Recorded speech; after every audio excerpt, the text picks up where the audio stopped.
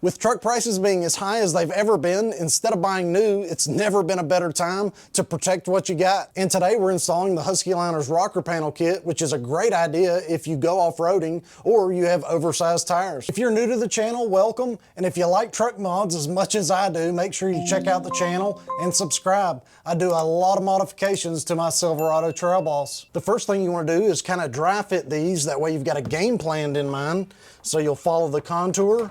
And I've got this one in place. I just followed the back here where it turns, and we should be good to move on to the front. Once again, you want to dry fit it. That way you've kind of got an idea of where it's going to go and land in its position.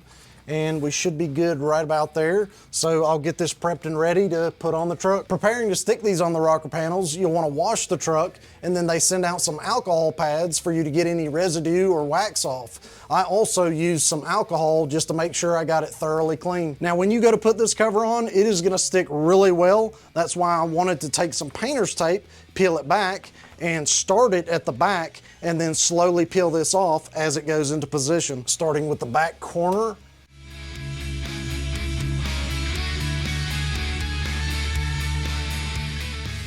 Once you feel comfortable with the position of this, you can slowly peel this loose to stick it to the rest of the rocker panel.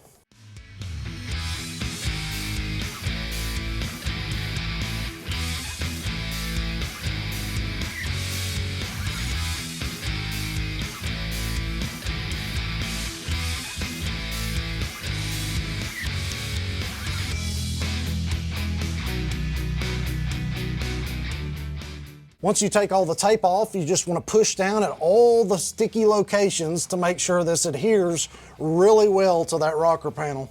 Let's close the door, make sure this seals properly, and make sure we have no problems, and it looks great. So we can move on to the front.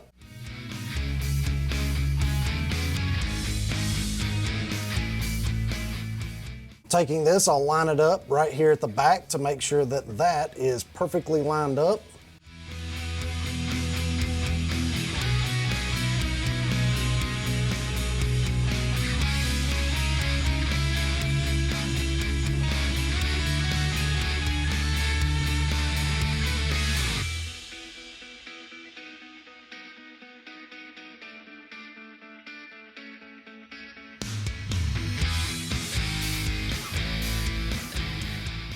All right, guys, I got it installed. Let's check the fitment. Closing the door, I did notice right here, it pushes down just a little bit. I think the reason I didn't get that perfect was because I was so focused on making sure this gap was really closed, and I think I got that lined up pretty well, and everything else looks great. One other thing to mention before installing these panels is if you have any paint chips, you want to take a color match pen and touch those up. I was able to get this off Amazon. I went ahead and got the driver's side installed, so let's check the fitment. I made sure I took extra time on this side when I closed the door. There's no problem with it pushing the panel down. I got the gap lined up pretty good, and the back looks good as well. Now, if you have power running boards, there's no issues with them closing.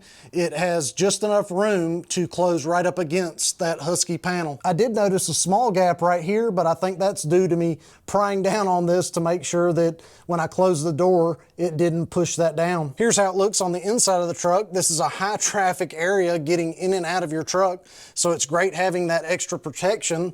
And then as far as the protection on the back, here's where it goes from the front to the back. Taking a closer look outside the garage, I think this looks really good on the truck. It definitely gives a more rugged look, and so not only do you have protection, but it gives a different look to the outside of your truck. Taking a look at the driver's side, I'm really loving the look of this. It matches these side pieces perfectly, and then the other plastic trim pieces, it blends pretty well.